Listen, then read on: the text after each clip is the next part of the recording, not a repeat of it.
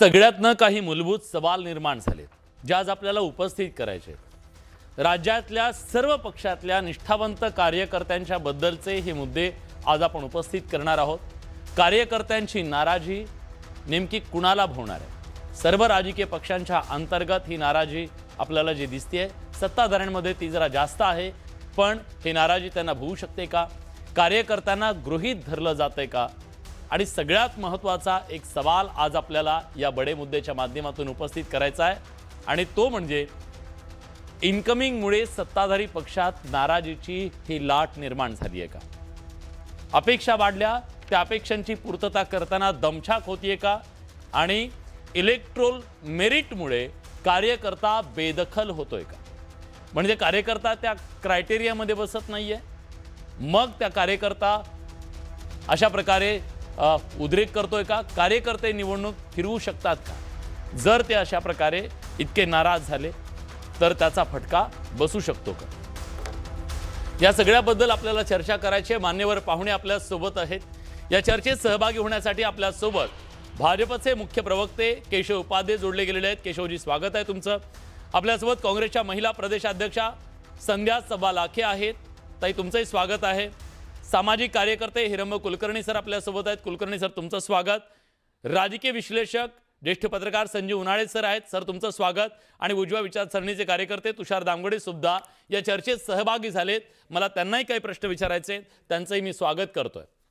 पण चर्चेची सुरुवात करायची आहे मला केशव उपाध्ये यांच्यापासून, ती याच्यासाठी की भारतीय जनता पक्ष हा कार्यकर्त्यांचा केडर बेस अशा प्रकारचा पक्ष म्हणून ओळखला जातो। पक्ष शिस्त, पक्ष आदेश हा इथं महत्त्वाचा मानला जातो। पण ज्या प्रकारे नेत्यांची दमछाक होतीये, कार्यकर्त्यांचा असंतोष रोखताना, याचं कारण काय आहे?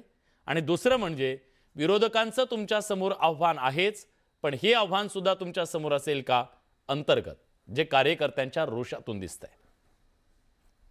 विलास, खरं म्हणजे कालपासून तुम्ही अनेक गोष्टी दाखवत आहात, कालपासून अनेक गोष्टी चॅनलवरती पाहतोय, आणि स्वाभाविकपणे अशा प्रकारचा प्रश्न कार्यकर्त्यांचा अत्यंत खूप ज्याला असं म्हणता येईल की खूप तीव्र तीव्र नाराजी ही सगळी आपण पाहतो आहोत। त्यांचे अश्रू आपण पाहतो आहोत, हे सगळं आपण पाहतो आहोत कालपासून। कारण एक लक्षात गोष्ट घेतली पाहिजे, भारतीय जनता पार्टी ज्या पद्धतीने आज भारतीय जनता पार्टीचा प्रचंड विस्तार आहे, तुमच्या माहितीसाठी सांगतो की साधारणतः 100 जागा एखाद्या महानगरपालिकेमध्ये, त्या ठिकाणी त्या शहरामध्ये 1700 ते 1800 अर्ज, आम्ही यावेळी महापालिका निवडणुकीसाठी अर्ज अनेक ठिकाणी अर्ज मागवले होते की वाच्यासाठी 1700 ते 1800 अर्ज आले होते। आता जागा एक आहे, एका जागेसाठी इच्छुक आहेत 17-18, किमान 15 जण इच्छुक आहेत। तर त्यातलं स्वाभाविक आहे, ज्याला कोणाला त्यावेळी बाकीचे 14 कार्यकर्त्यांना असं वाटणार की आपल्यावरती अन्याय झाला, आपण योग्य आहोत। कारण शेवटी 17-18 ज्यावेळी कार्यकर्ते एका वॉर्डासाठी इच्छुक स्वतःला समजत असतात, ते स्वतःला पात्र समजतात म्हणूनच। आणि खरं आहे की या कार्यकर्त्यांनी वर्षानुवर्ष काम केलंय, ज्याला तिकीट मिळालं आज ज्याच्या विरोधात ते इतका आरडाओरडा करतायत, त्या कार्यकर्त्या सोबतच त्यांनी अनेक आंदोलनं, अनेक सकारात्मक कार्यक्रम, अनेक पार्टीचे उपक्रम हे त्या ठिकाणी राबवलेले आहेत।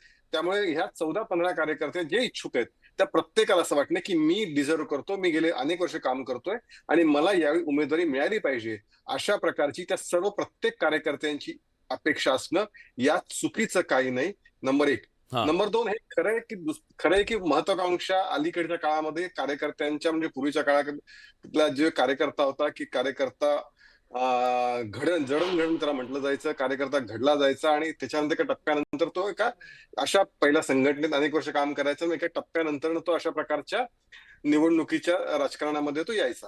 आजकाल एकूणच सगळ्या प्रकारचे सूर बदलले, त्यामुळे महत्वाकांक्षा कार्यकर्त्यांच्या प्रति अत्यंत काहीतरी आपणही जाऊन तिथे गेलं पाहिजे, आपणही त्या महापालिकेत गेलं पाहिजे, किंवा आपण लोक राजकारणामध्ये जेव्हा ऍक्टिव्ह पॉलिटिक्स म्हणतात अशा पद्धतीने गेलं पाहिजे, अशा प्रकारची कार्यकर्त्यांची मानसिकता, महत्वाकांक्षा असू शकते, आणि ती कालानुरूप आहे, त्यात चूकही म्हणता येणार नाही। हा दुसरा मुद्दा। आणि मग अशा ठिकाणचा संघर्ष काही ठिकाणी मी जाणीवपूर्वक शब्द वापरतोय, कारण माझ्याकडे अशी अनेक उदाहरणं आहेत की जसं हा आता मी संभाजीनगरचं आपण आकांत दाखवताय, अन्य काही ठिकाणचे क्लिप्स तुमच्याकडे असू शकतील, पण त्याचबरोबर असे आहेत, नाशिक जास्त आहे, मी म्हंटल ना तुम्हाला की अशा अजूनही काही ठिकाणचे क्लिप असू शकतील, पण त्याच ठिकाणचे असेल की ज्यांची उमेदवारी कट केली. म्हणजे उदाहरणार्थ आता पुण्याचा मी उल्लेख केला म्हणून पुण्याचं नाव उदाहरण देतो. हम्म, पुण्यामध्ये राजेश एनपुरे या कार्यकर्त्यांनी ज्या त्याची उमेदवारी सिटिंग नगरसेवक होते हम्म. तिथली उमेदवारी त्याची कापली गेली. तरी सुद्धा आज तो त्या ठिकाणी आज झेंडा घेऊन भारतीय जनता पार्टीचा ठीक आहे. तिथे उभा होता.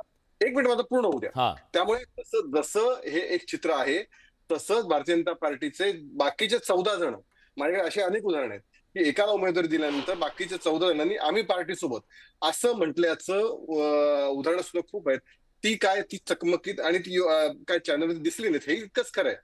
पण पार्टी मोठी आहे, कार्यकर्त्यांच्या अपेक्षा मोठ्या नाही, आहेत, हे पदं कमी हे आहेत. आम्हाला सुद्धा मान्य आहे. तुमचे विरोधक इथं बसलेले आहेत त्यांना सुद्धा मान्य आहे की भारतीय जनता पक्षामध्ये असे अनेक कार्यकर्ते आहेत जे संधीच्या शोधात उभी हयात घालवत आहेत, पण कधी सुद्धा काढत नाहीत. मी त्यांची नावं घेत नाही, महाराष्ट्राला ती माहिती आहेत. पण हा तुमच्या शिस्तीचा भाग आहे. मला विचारायचं आहे संध्याजींना, संध्याजी, ही जी परिस्थिती सध्या जो आक्रोश दिसतो ह्याला कुठला अपवाद नाही आहे. भारतीय जनता पक्षात मोठ्या प्रमाणात इन्कमिंग झाले म्हणून कदाचित असेल, किंवा त्यांचा पक्ष विस्तारतोय म्हणून असेल, गर्दी खूप आहे म्हणून असेल. पण सगळीकडेच निष्ठावंत कार्यकर्त्यांचं असं म्हणणं आहे की सतरंजा आम्ही उचलायच्या आणि तिकीट मात्र पैसेवाल्याने घेऊन जायचे. ही परिस्थिती खरंच राजकारणात बनली आहे का, की कार्यकर्त्याच्या हातातून निवडणूक निसटली आहे?